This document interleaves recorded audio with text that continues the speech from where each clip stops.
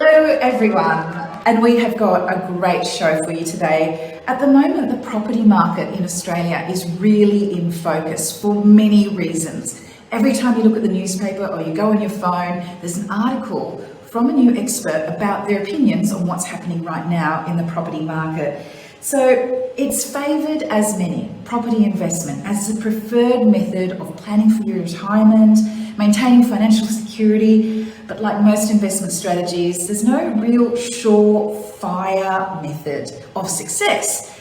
And there'll always be dips in the market. There'll be environmental or economic factors that may impact your investment strategy. And that's why your own due diligence, your own research, and following the right investment specialists is so important.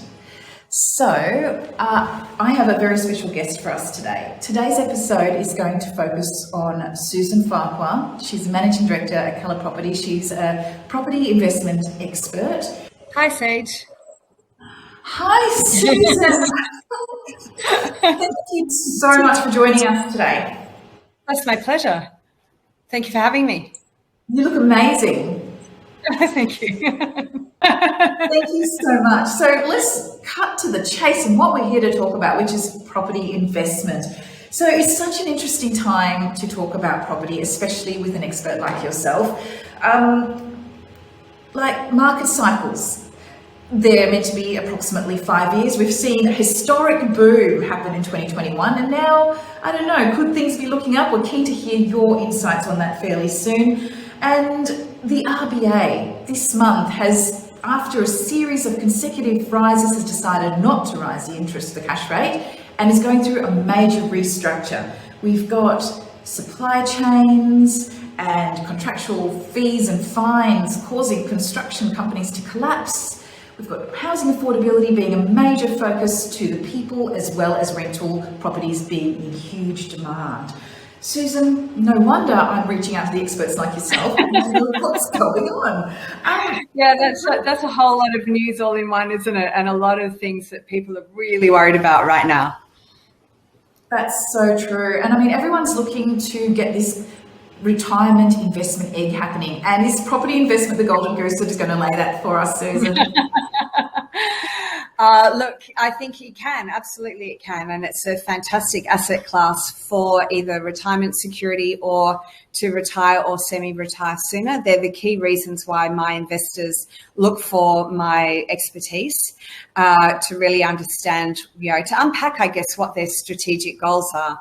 And then the research methodology that I've been developing for over 20 years is matched to their strategic goals, their budgets and their structures, typically inside or outside of super or self-managed super fund. You have to set it up as an independent self-managed super fund. You can't just invest using your, help or Hestia kind of or industry super money. You have to set it up as its own quite complex structure that goes through compliance every year to make sure that it is compliant with the legislation.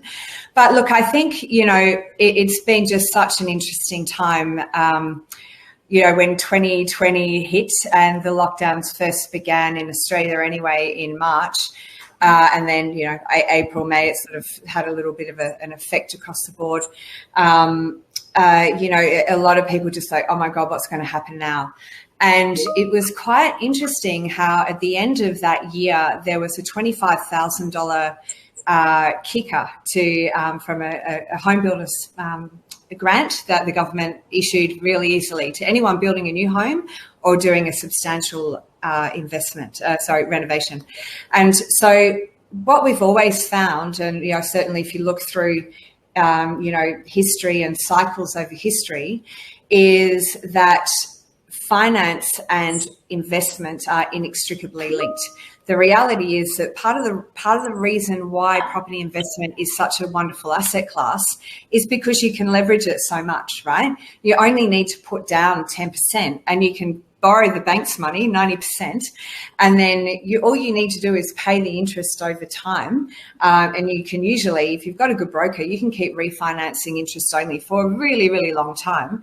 And I've got clients that have investment portfolios of like 9 to 12 properties, and they have never been on anything but interest only, except for their principal place of residence, which makes sense because the interest is tax deductible on an investment property. So you're better off maximising the amount of interest.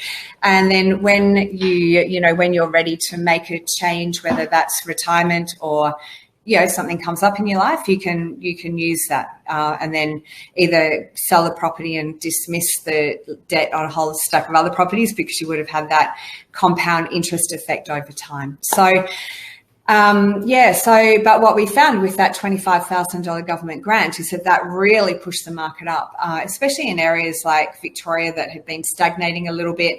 And as you know, Victorian lockdowns were way harsher than anywhere else.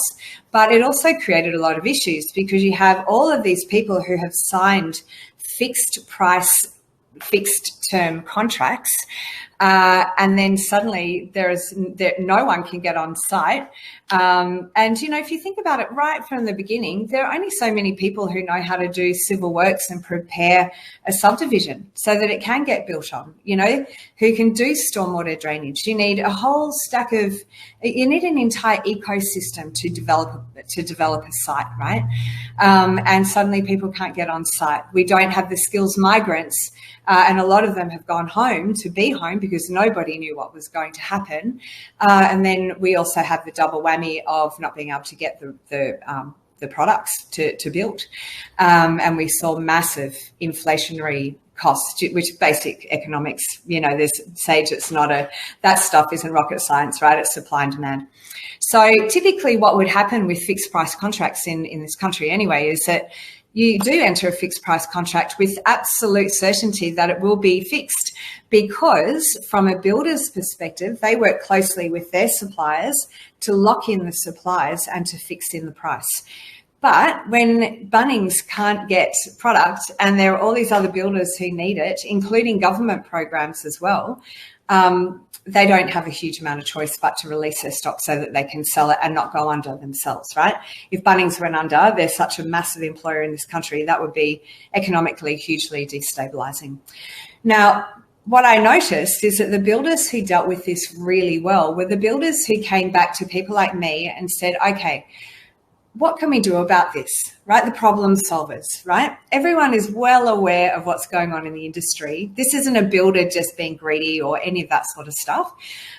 This is reality. So I said, okay, well, let's look at variations. Let's look at how much you can wear and how much you think my client can wear. And we came up with a variation to the contract that allowed the build to continue, sometimes with a slightly delayed, time frame. But the builder didn't go under. And that's what was the most important part. Because when the builder goes under, everybody loses. The Australian economy loses. The builder's on suicide watch. His employees are on suicide watch. And I have literally seen this happen. And I'm not being dramatic when I say that. I saw one really, big, it had 300 builds in the pipeline on the Sunshine Coast. And he just built, came from fairly humble beginnings, just built a beautiful home for his family, and suddenly was in court, everything was liquidated, and he ended up buying a caravan. That's pretty hard for someone who's been really successful and grown a really good business to have to cop. So that's the reality of it, and that's why we're in the situation that we're in. And also coupled with historic low interest rates, it made it very, very easy for people to borrow money, and the banks were more than happy to lend it. That's sort of the landscape in a nutshell from my industry perspective. But then at the same time, and what we're dealing with now, at the same time, you've got the government trying to make sure people are okay and the economy keeps going, so they're handing out money hand over fist, right? Which is we know economically that's a much better way to get the economy on track rather than tightening the purse strings, which used to be the economic response. Particularly, pre-Eisenhower, it was sort of in the 1920s that we changed our economic thinking about how we stimulate the economy rather than tightening the purse strings where no one's got any money. Let's give some money out so that the economy can keep going regardless of the fact that people might not have employment. You know, it was seen that this would be a relatively short-term problem, right? So let's not create a long-term solution. We just need a short-term solution. But the correction now in the economy is that there's a lot of liquidity in the market. And the very big difference, Sage, between the economic shock of now compared to the GFC is that the GFC's correction came because of debt. There wasn't cash. It was all fake. It was all paper, right? And, you know, dodgy mortgage bonds, and you know, we all know that story. But now there's a huge amount of liquidity in the market. Interest rates are incredibly low, so that is the correction now, with interest rates going up to correct the balance and to try to bring inflation down to our target inflationary rate of 2 to 3%, and that should mean that our interest rate should be around 4 to 5%. And the research that I've done into the RBA is a little bit tricky because they are looking at a restructure at the end of the year, looking at bringing in more industry professionals rather than having just sort of this board, and looking at, you know, maybe looking really at, from what I've read about it, it's more about understanding the real impact of these things from an employment perspective, from a company perspective, and seeing how this actually does affect people's lives. Because I think if we can understand that, then we can see what the economic effect might actually be in maybe more real terms. But look, Australians are a very obedient bunch, and so when the government says stop spending, we go, okay, we should probably do that, and they have been, you know, and the economy is actually correcting faster than most other modern economies, and I think that, you know, like you said in your introduction, that the RBA has put interest rates on hold at the moment. The research that I have done would indicate that there may be another rise before the end of the year. Typically, we start to see spikes in spending again, consumer confidence around Christmas time. So there might be something, you know, around that time. But then they're hoping that, and the early economic indicators are showing that by next year we should start to see interest rates decline again. So, you know, it's a pretty good correction. And where, you know, you did say in your intro that cycles are typically around 5 years. In Australia, we've noticed in the last 2 cycles that the recovery has been a much, much shorter time. And mostly because of the infrastructure and the jobs creation, and the massive shortage of housing in the country. So, like you mentioned as well, like, you know, the rental squeeze, it's real. We are in a rental crisis in Australia, partly because we haven't been able to build houses. So all these people that are waiting on their homes, they're still renting, or they're renting, or they're owning homes that may then be sold or may then be rented out. So it has that whole knock-on effect through the rental and ownership supply chain. So, Susan, we're definitely living in uncertain and unprecedented times, or have just emerged from this, you know, unprecedented era of COVID, and now we're dealing with the repercussions. So, you know, how does someone enter this space of investment? You've just given us so much valuable information there, but I can see how some people might get intimidated, especially women and people who aren't used to this sort of talk. And we've grown up in this era with our mothers didn't really own property. They weren't really meant to talk about money. And I know that you mentioned you've noticed there's a sector of women out there who do need a bit of support. How much does our mindset impact our investment strategy and goals, in your opinion? Look, one thing I know for sure is that if you don't make any decisions, you will never win, right? I think it was Michael Jordan who said, you know, he was going through a really bad patch in his shooting career, and obviously basketball shooting. And, you know, what the journalists were saying, why don't you pass the ball? Why don't you pass the ball? And he said, because I will miss 100% of shots that I don't take. And to me, that is the biggest frustration that I have, is that people, even when they are handed all of the information and an entire end-to-end solution and they get it, they totally understand it, and then they still don't make a decision, or then they listen to, you know, their son who's, you know, not qualified, or Uncle Bob at the, you know, the barbecue, and they just go, oh, you know, Bob reckons that it's not a great time to invest in this area or this area, and go, okay, good. And how many successful property investments does he have, right? So that's a really frustrating thing. And I think all people need to work on their mindset to change their mindset, right?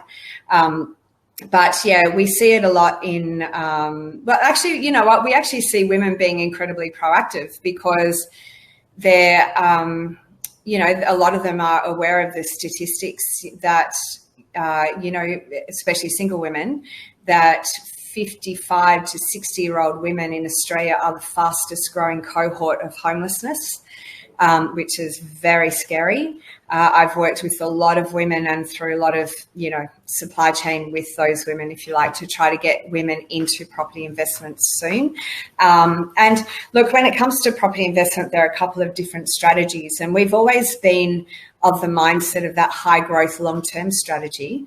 But with this, I've developed a new product called Colour Air, and Colour Air is the absolute antithesis of everything that I have I've normally recommended. But the research that I have developed for a high growth strategy is targeting these types of properties. So just to recap a little bit on that, Colour Property Insights is the research methodology that I've been developing for over 20 years. It's award winning, and I've had federal funding to work with the data scientists to put a bit more shape around it. And it consistently identifies, like pinpoints the right property in the right place at the right time. So, but it's based on strategy, right? And the strategy that the cohort of investors that I've typically had are probably sort of 28 to 45-year-olds who are professionals, they're time poor, they're used to dealing or consulting experts for advice, and they're very happy to take their recommendations when they respect that they know what they're talking about. So, but then I've seen, especially with rising interest rates, I've gone, okay, I've got clients who have 3, 4, 5 house and land type properties, home properties, where with higher interest rates, they're now going to be in negative cash flow. And that's where property can start to bite a little bit, right? And that's where you can go, this is starting to feel a bit stressful if it is impacting your lifestyle in a negative way. Okay, if you suddenly need to make lifestyle choices that you're not wanting to make, then yes, that's not ideal. Okay, so I've come up with a new product called Colour Air that leverages, it's short-term rental accommodation that leverages the algorithms of Airbnb bookings and stays to provide a property type that has between a 10 to, well, it's actually showing to be around a 15% return and around a 75% occupancy rate. So the cash flow on that, with the occupancy rate, that's a 15% net cash flow return for the year. Now that's extraordinary. And if that can help you to bridge any gap with the interest rate hikes, excellent. But also this is a really great standalone product type for that cohort of women who need the cash flow, who need to supplement their income now, you know, as well as in retirement. So that's really exciting. And, you know, I'm working with a couple of women at the moment who are in jobs that they hate that are relatively lowly paid anyway.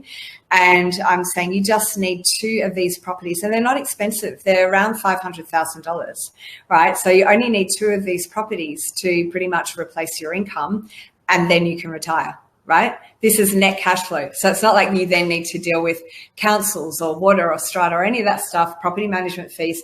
It's net, it's all inclusive. So that's super exciting. And I'm really enjoying bringing that to the marketplace and having something that's really unique. You know, I haven't really come across anything else like that in the market. And it's a good supplement. You know, when we really specialize in growing portfolios fairly quickly, robust and diverse portfolios. So because this research is Australia-wide, we can, we can look at, okay, let's get your first property, in this state, and then another one in this state, depending on where it is in the cycle.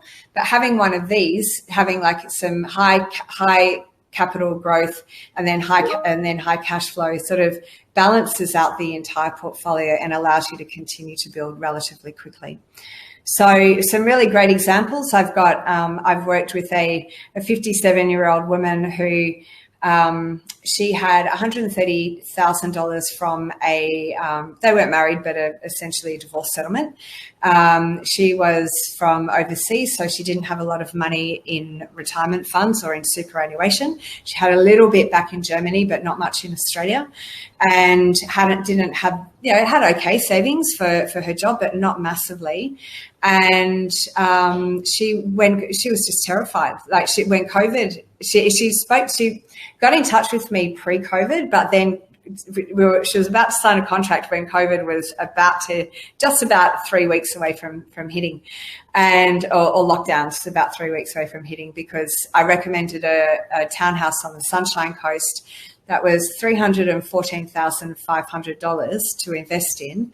And she only needed about $45,000 cash with the deposit, stamp duty and legal fees. She had about $200K altogether, and she really didn't want to use all of that. And she's, that property's nearly doubled in value, and just in 2 years. And the rental that's off that is extraordinary, because it's such a thriving area, and even had more of a COVID push like a lot of our regional and coastal areas did. But she's now bought another property in another really strong growing area, and at the age of 59, so only 2 years later, she's got a portfolio worth $1.013 million. And only less than half of that is debt.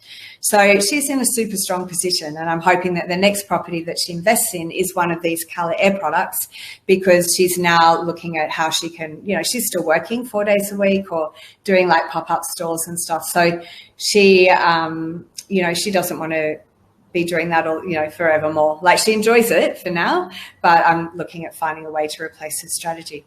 Replace her income as a strategy. And then on the other end of the spectrum, I had Yasmina, who was 23, I think, when she first came to see me, and then 24 when she finally invested. And, she was working in retail on Broadway in Sydney, earning like around $38,000 a year. She lived at home with her mum, had saved up 40 grand, and she actually invested in that same development. And so, imagine that, being 24 years old, and 2 years later, you've got property worth 500 grand. It gives her a lot of options for her life, for the rest of her life, and what that's going to be worth for her in retirement, or if she has children. The reality is that women are more penalised financially by being women, whether we're the baby carriers or the caregivers, or, the time we take out and sacrifice progression in our careers, contributions to our superannuation. It has an effect, a compounding effect over time. So, most of my clients, at some point will realise that a man is not a solid financial plan, and need to stand on their own 2 feet and make sure that they are well looked after for their retirement. Thank you, Susan. Now, you've just covered so much there. I mean, no wonder people can feel a bit weary about entering the market. You've mentioned that you just need minimum 10%, but it sounds like there is opportunity for people, even at the later stages of life, to enter the market. It's so fantastic that you found that opportunity through Colour Air for your clients. Thank you, Kate. But, there is still that fear of failing, that fear of taking on too much debt, that fear of getting more complicated tax returns. Do you offer support for your clients with things like that, or does a broker come in and help with that part of it? Yes to both of those. So we've developed an entire ecosystem for our clients called Colour Concierge. So it is a full end-to-end solution where we recommend the best brokers in the industry that we have worked with, the best property lawyers, the best tax depreciation specialists, the best building inspectors, independent building inspectors, because no matter how good our due diligence is and how good our relationship is with our builders, we still know that minor defects will be unnoticed at the end of a build. And so we get an independent building inspector to go in and just double check that everything's tenant ready, right? And it's like $495. So why wouldn't you do that? It totally makes sense.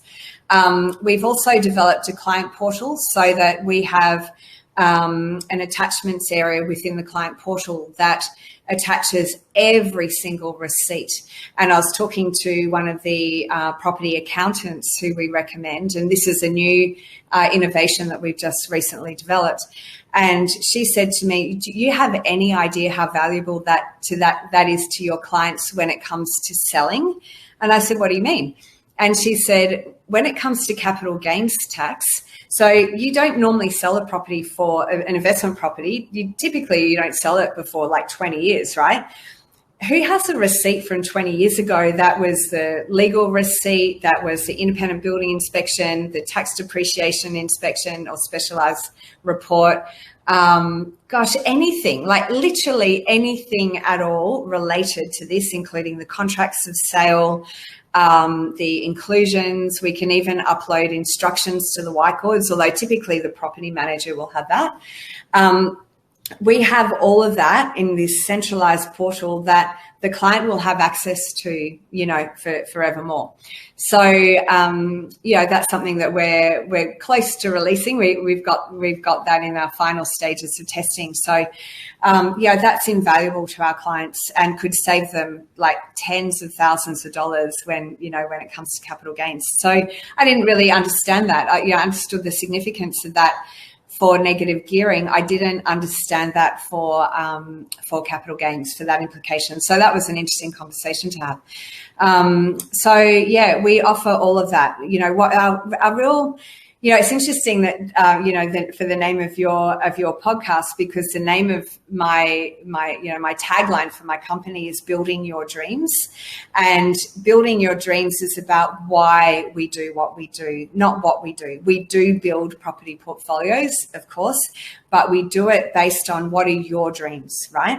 And this is actually an entire 360. This is something that we hire on and we fire on, and it's something within our entire company of, is being at Cala Property, every time we do a performance review, we talk about, is being at Cala Property still building your dreams, and are you building ours and our clients? So we put that onto our clients as well. What does this mean for you? Why have you come to me? Because I can tell you why I invest in property, right? For me, it's tax minimization and a great retirement security, and I just want to travel forevermore. But I had a client the other day from Adelaide, and he said, at the end of our presentation, we've got all of these, aspirational things like what you would do in retirement.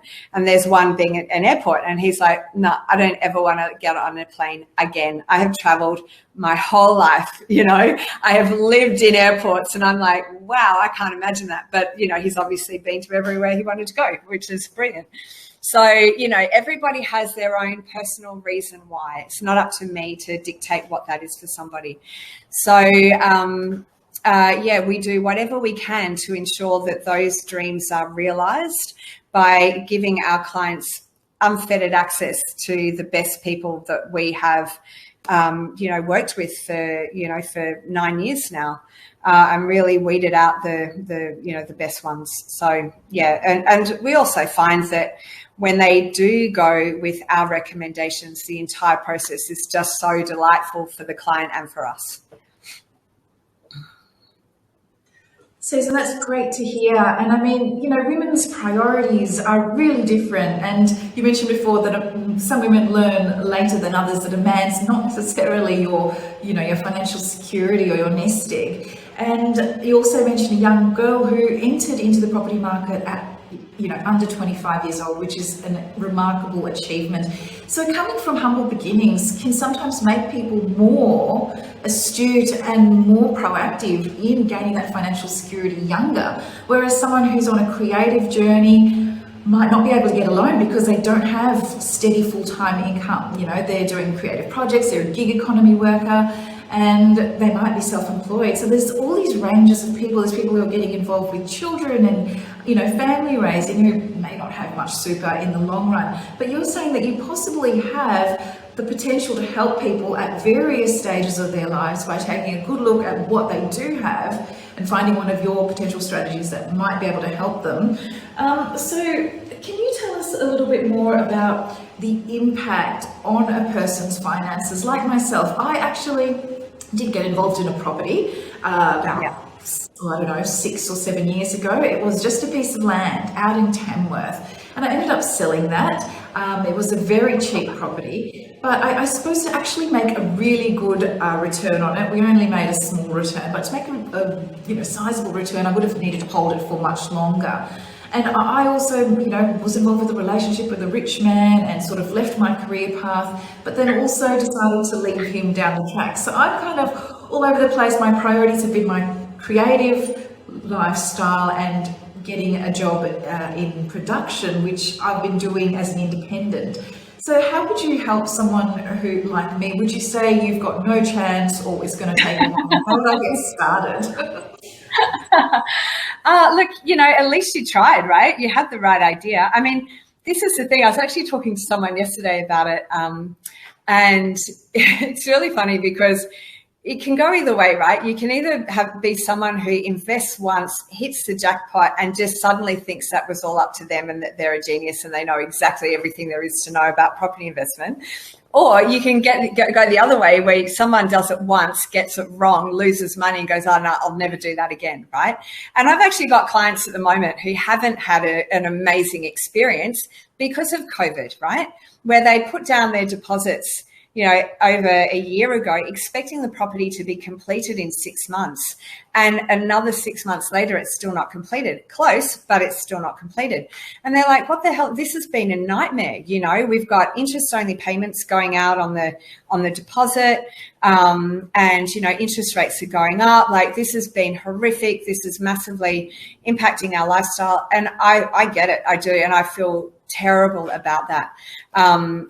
The reality is there's nothing anybody could have done about it. And at the end of it, they're going to have an amazing property that's going to have already grown in value. I've got another, just to give you an example, I've got 4 clients that are in one development and it's been delayed. But in 12 months, the 12 months since they put down their deposits on it's going to be 4-bedroom, 2-bathroom, double lock-up garage homes, single and double story in the Northern Growth Corridor of Melbourne.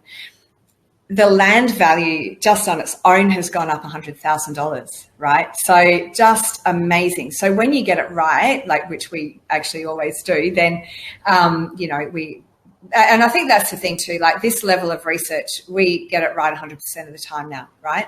We had a few teething issues early on where certain markets didn't perform in the way that they were expected to. But now we've absolutely got this down pat, and our research has shown literally every single time that the market is, what we recommend outperforms the market. So that's nice to know that, when we talk to clients. But look, how do you get involved? Look, the first thing to do is literally just book in an appointment. Talk to me, right? Talk to me. Talk to one of my staff. I've got a team of property investment specialists who can talk to you about your circumstances, who have been where you are, okay? And I think, what, Sage, I'm really glad you brought this up, because something I find interesting, particularly with women, but across the board, is that the one thing that holds them back is shame, right? Now, women are taught shame early on. We're taught shame about what we wear, how we speak, how we're sitting, or the whole thing, right? You know how this works. You're a woman. But, so look, so a lot of women, the thing that will prevent women coming to talk to me, I think the most, because I've been keynote speakers at women's conferences and, mostly like women focused audiences, is when I talk about shame, you see the whole room just exhale.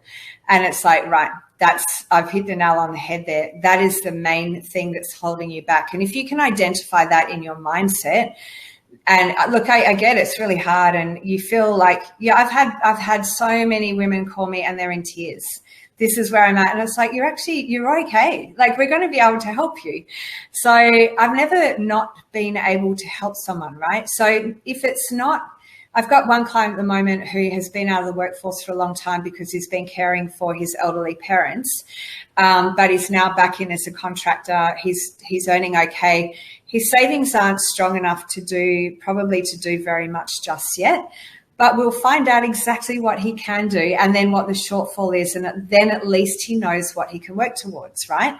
Now, if you have those goals in mind, you can achieve them, and you can keep yourself on track. You can set up milestones for yourself. But if that's the thing that's holding you back, then it's a shame that I feel like I need to say it's brave of you to bring it up, because it's just life.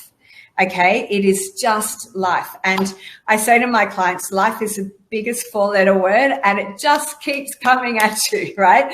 It is relentless. And just when you think you've got off over one thing, smack another one. And this is where I think that women in particular fall down, and men as well. This is not just about women, but it is women are the fastest growing segment of homelessness in this country. And also there's a huge amount of with the younger transgender community, and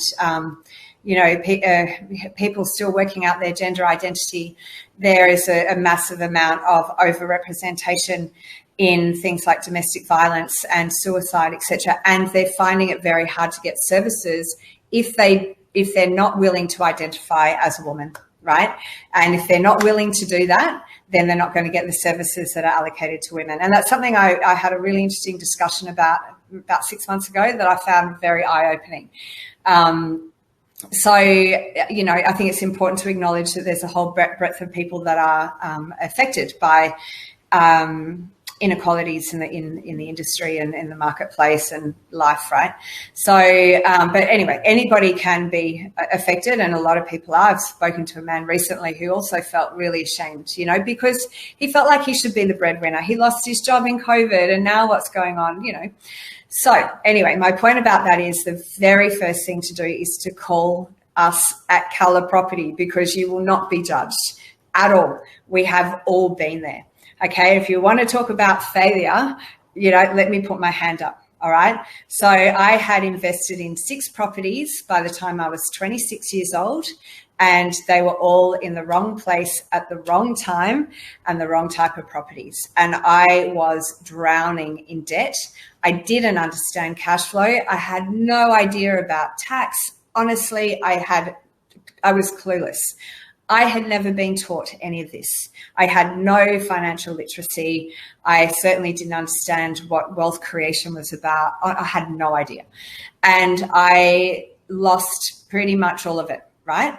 But I had time on my side. Okay, I was 26. I was a kid.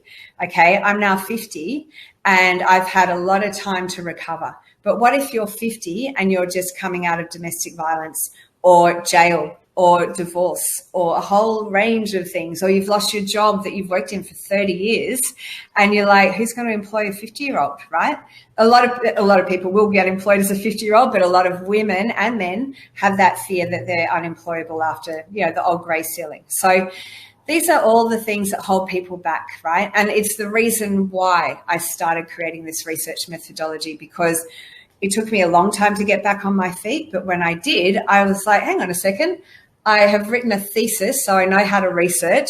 I've got qualifications in financial planning, mortgage broking. I have an MBA. Pretty sure I could work this stuff out, right? And so I started putting together a methodology that made sense to me, and just read voraciously and just went, okay, I started with 20 points of research, and now it is hundreds and hundreds of points of research that cross-reference and have contingencies and confidence levels, etc. So this is something that I understand intrinsically. And when we do a presentation to a client with the property part of it, it's not just all, rainbows and kittens. It's, okay, any investment equals opportunity divided by risk. Here's the opportunity, but here's the risk. Let's look at the crime risk for that area. Let's look at the fire risk, the flood risk. And obviously we've already done that, so that we've dismiss that as being an issue, all that property would not have been recommended already. But it's just to demonstrate that we have done that research for you so you don't have to, right? So every time we get through to that point where we've got this is all of everything you need to know about the property, all of the drivers of growth, rental stability, who's going to be living there, renting there, buying there, and the client feels satisfied about the research that we've done, then they go, yeah, this totally makes sense. And we demonstrate the cash flow as well, both before and after tax. But, you know, disclaimer, we're not tax accountants. We do recommend that you go and get your proper financial advice on that, but we do it in a fairly high level way in an industry accepted calculator. So, but yeah, that's the main thing, is just pick up the phone. You know, the biggest problem with investing in land is that you've got no income. Okay, unless you've got horses registered on it from somebody else that's giving you some sort of income, you don't have income. And that was one of the mistakes that I made. I'm like, oh, that's a lovely block of land. Great, but not unless you do something with it. And you're paying for council fees and you're paying for all of these services that you actually don't use, like, you know, rubbish collection and, you know, gas reading and all that sort of stuff. So, yeah, that's something that it's really important to understand what kind of properties are going to be good for investment. But yeah, that might have been a cheap property. It doesn't mean it was a good reason to buy it. Thanks, Susan. I'm so glad you addressed that shame concept, because sadly, I mean, even though I've worked in mortgages in banks, I have done investment courses. When I talk to my cousin, who's like a Rhodes Scholar, about a woman trying to get into investment, he's very traditional. He laughs at me. So, you know, it's just how it's that brought up. Yeah, that's right. He needs to move with the times. He's got this very traditional, cold, conservative idea about investing, that it's the man's game and women should, you know, just sort of not talk too much about it. But I'm so glad you've addressed that, because there's obviously opportunities there for women, and it sounds like even when you get close to 60 that it's not too late, which is really great news. So yeah, the idea of debt, and thank you so much for sharing your story of how it all began for yourself when you were 26. That's amazing that you turned that around and now a business owner. Do you get sometimes questioned about being a female entrepreneur in the real estate game? Because I know there's not that many. Look, I'm not so much in the real estate game, because I'm not even though I operate for compliance under a real estate license, I'm not a realtor in that sense. I don't sell property. I'm not like, I'm a what's called a channel agent, if you like. It's a bit of a tricky thing, because I am a real estate agent for all intents and purposes, but what I do pretty much stands alone in my industry, right? And a lot of people just don't really get it. I feel like the biggest issue for me is being in the construction industry, like when I have to deal with builders or developers, and yeah, there is a hell of a lot of misogyny in those industries still. There's also, they are the exception than the rule. I have to say, I mostly deal with the loveliest, finest men, but I don't deal with many other women at all in my industry who, unless they are working for the builder within, like managing channel agents, etc. So, but no, mostly as a female entrepreneur, I think that, you know, certainly in Australia, the majority of entrepreneurs are female now. You know, we are or something. There's a statistic. I'm not going to get this quite right, so please don't quote me on this. But it's something like when it comes to small and medium businesses, most of them are female run, female led, and owner occupied owner driven as well. So and the majority of the workforce, I think, who are self-employed are in that cohort. But yeah, look, I don't feel like I have too many biases, but when I do, gosh, it's so obvious to me. It really is. Yeah. But, you know, I also have somebody in a role who's a man, and I just go, this one's for you, you know, like he's the property acquisitions lead, and I go, you can make that phone call because I just know he's going to get a better response, and that's how it goes at the end of the day. Yep, you just got to go with the flow. So in regards to serviceability and getting loans and things like that, do you notice there's a bit of gender bias, and that the guys will get service for bigger loan amounts and the women, there's sort of a glass ceiling? It's like, yeah, you can have a go, apply, but you're not necessarily going to get it. Like, how do we overcome that and still jump into this big debt and not be afraid of it? I don't think that exists. I really don't. I don't think that there is much of a gender bias in mortgages, but I don't have the data to back that up either. That just genuinely is an opinion based on not enough experience in that. It'd be interesting to hear what a mortgage broker says about that, or a bank, or even a creditor, someone who does like credit analysis for mortgage applications. But maybe where the inequalities are just in terms of income, just in terms of what is deemed allowable income. So, there is still a massive pay gap, massive wage discrepancy between men and women in this country. I remember when I was at university I think it was in 1991, I did a social studies course, which was I actually did international relations as my main course, but I did a little side thing. And the wage gap then was 12% from memory, and I think it's 18% now. So it's actually not getting better, which is really depressing. But there is also that gig economy where that probably does favour women more, but then the banks aren't really allowing that in the same way, which I totally understand that. But they are reviewing that, I think, in terms of a business. Like, as long as you can demonstrate in a profit and loss statement as a business owner that, you are you have a standalone business and you have whatever income source from various gigs, then that is accounted for, right? But there aren't very many banks at the moment. This is an area of lending policy that is quite dynamic, and there aren't very many banks at the moment that allow just 12 months of income or of business operations. They need 2 years tax returns. I think there's only like one or two that will allow it at the moment. But that's a very, very changing dynamic area of banking policy. So, and again, that's where it's really important to have a good mortgage broker, right? And we have those. So we tend to get a lot of things across the line and deal with brokers who get more across the line than other brokers seem to. There seems to be a massive difference in the capabilities of brokers. Like, look, there is in any professional service, right? It's not just brokers; it's anything.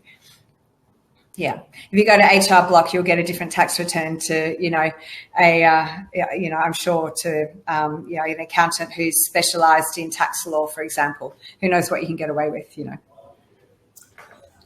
Susan, we've covered so much today, which is a great sort of broad opening for the first episode, because now we know what to pick up on and then hone in on for the further episodes, which I'm so excited about. But you mentioned before the gender pay gap, which, I don't know, we're trying to work towards parity. I guess in some industries it is happening slowly, but there's also the risk of when you're separated in a relationship, even men notice that their pay goes down, maybe not as significantly as women at first, but women can run a risk of landing into poverty if they don't have their finances sorted out. Some women don't even know how to pay bills or, do simple things because the man's been in charge of all of that. So how do you suggest that women look after themselves so that they prevent falling into poverty when things go wrong? I'm sure you talk to several women every week whose relationships are falling apart. Yeah, look, I find that in terms of poverty, because that's a very big cliff, right, to have fallen off. Usually that won't happen just from a separation, right, or divorce. My general observation, and again, this is not backed up by data, but my general observation, based on personal experience and a whole lot of other, experience of clients and women I've worked with in other capacities, is it's more that it's sort of a couple of things in a row where you don't get the opportunity to come up for air. And I actually saved my daughter from drowning once in a wave pool at, a big water park. And it was that, and this is a really good metaphor, it's a very good visual, where it's like that first wave you can recover from, but then the second wave came very quickly and she didn't get a chance to get a full breath of air, and the third wave pulled her under. And she managed to get underneath and get to the side, and was actually, when I just had that, mum instinct and just ran over to the pool, couldn't see her. She was actually at the ladder where the lifeguard was standing looking up, but under the water. She just had lost her strength and couldn't get back up. And I pushed the lifeguard out of the way and pulled her out. And obviously she's fine.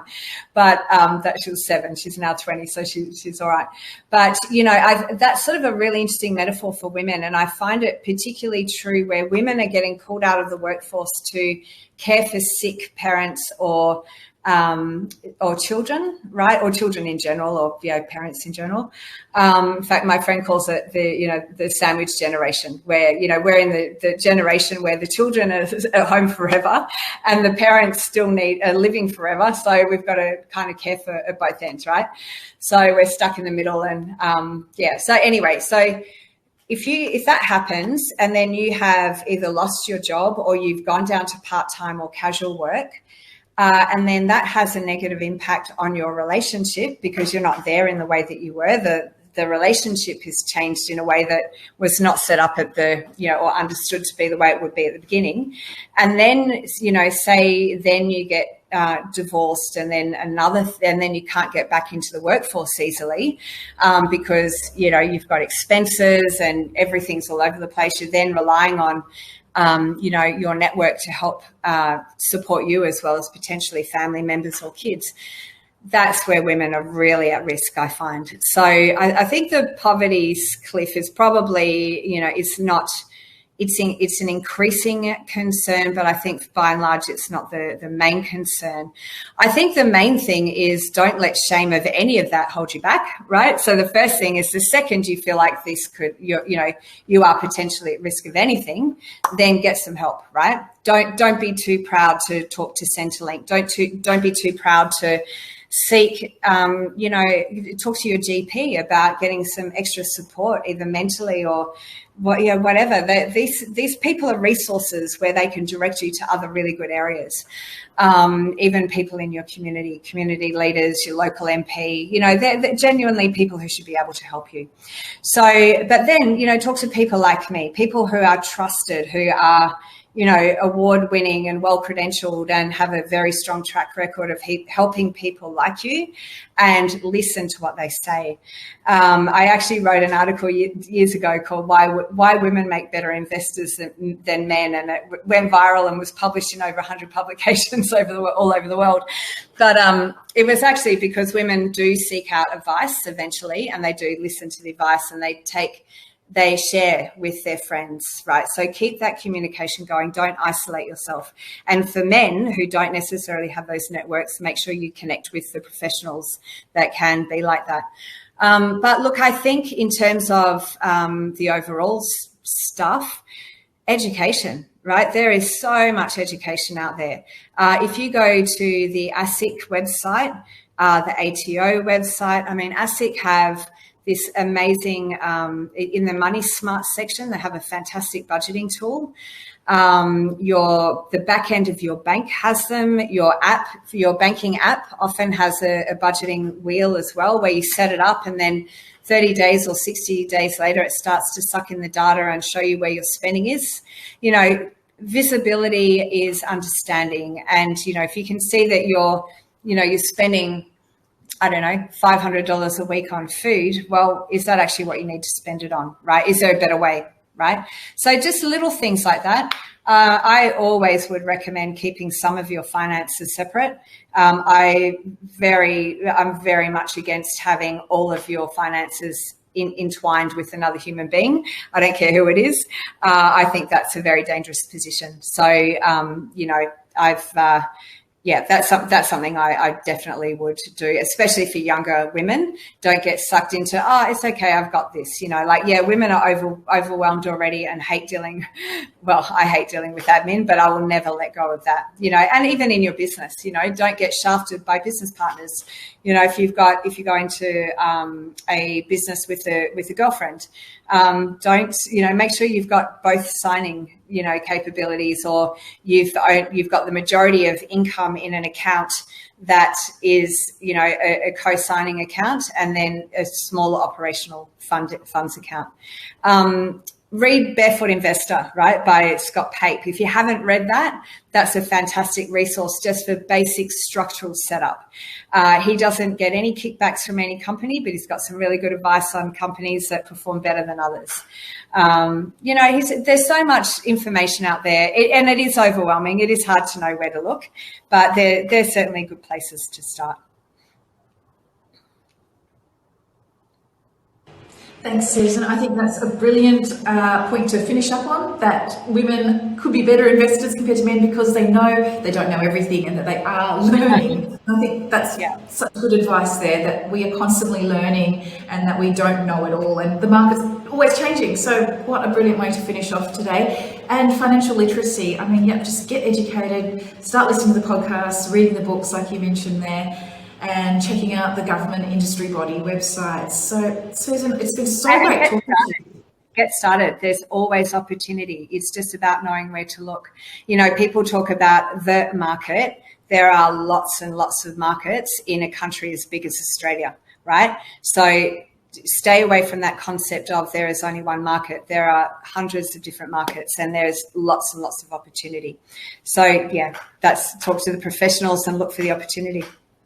So if someone did want to reach out to you today, would you suggest they just go straight to your website, colourproperty.com.au? Yeah, and they can, right from there, they can book in either a start your knowledge call, which is a quick Zoom call, or even if you're happy with what you've heard so far and you want to understand more about the research that drives our recommendations, and understanding about what strategies are available to you, then book in directly to an Accelerate Your Knowledge presentation. Now, there is no charge for any of those presentations. There are only charges for the next one, which is the where we've got all of the research demonstrated in the property recommendations, and that's under $1,000 anyway. So it's pretty extraordinary research and information for under $1,000. So, but to get to that point, you've got to feel really confident. You've got to know exactly what your numbers are. We won't be charging anything until we're absolutely certain that you are in a position to invest. Well, it sounds great, and you're so eloquent when you're speaking about, your passion, the property market, and I thank you for your time today, and I look forward to our next episode. Yeah, thank you very much, Sage. Appreciate it. Thank you.